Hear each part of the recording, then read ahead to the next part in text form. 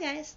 Okay, so we've covered Cujo and I'm sorry, let's start over again. Hi, I'm Nico, and today I'm going to tell you the story of Romeo and Juliet as I see it and as I told my children. So here goes. Romeo is a 16-year-old boy going on 17, and he's like, yo, I'm in love with this chick Rosaline, and that bitch broke my heart, man. And she ran off, and she's with somebody else now, and I am so lonely and so broken, and I'm alone, and I need loving. And well, his cousin goes and takes him off to this masquerade party, and he's like, oh my god, that chick Juliet's so hot, I want her. And Juliet's like, oh my god, Romeo's like totally awesome, and Juliet's 14. And so Juliet's mom is like, oh no, you can't be with Romeo, and he's a Montague, and you're a Capulet, and we're all sworn enemies. You can't go out with him. So what happens when you tell a teenager, you cannot do this thing, you must not do this thing, oh my god, if you do this thing you will piss me off? The teenager is going to go and do the fucking thing, right? Of course they are. So you tell Juliet she can't have her Romeo because he's your enemy. You tell Romeo you can't have your Juliet because she's your enemy. And both of them are sitting there going, but I love them so much. I need to be with them.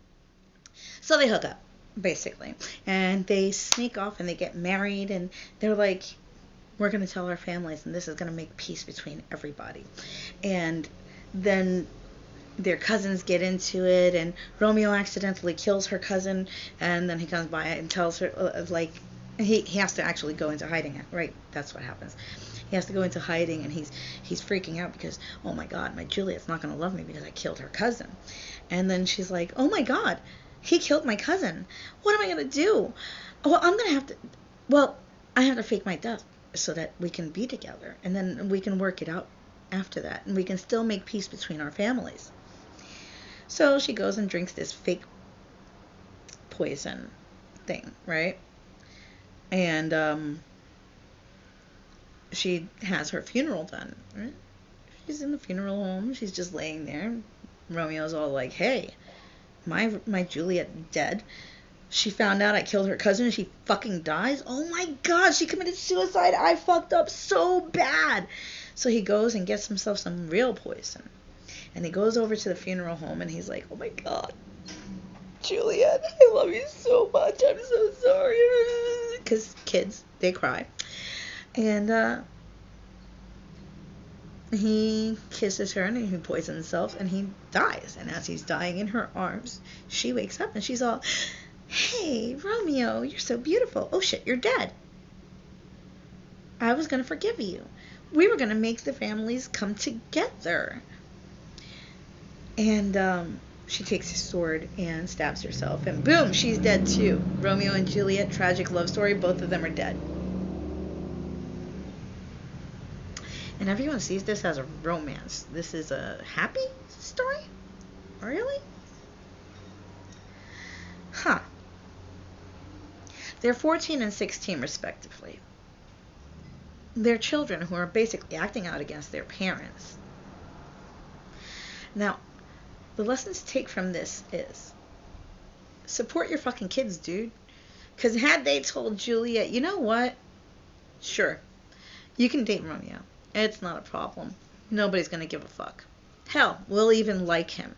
As a matter of fact, if they had liked him and spent time with him, she would have hated his guts. And they would have broken up in like a month.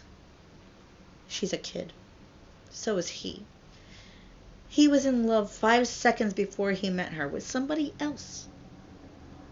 He would have moved on 5 minutes later with another person. Had he just been allowed to get sick of her, which he would have done because she was annoying as hell. Have you ever read this play? My god. Oh, Romeo, Romeo, wherefore art thou, Romeo? Deny thy father and forsake thy name, for if thou wilt not. Oh my god, are you kidding me? Dude.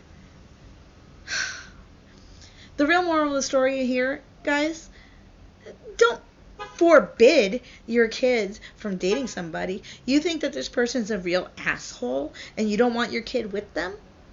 Oh, you can totally date them. Yeah. Bring them over to the house. You guys can date inside my house.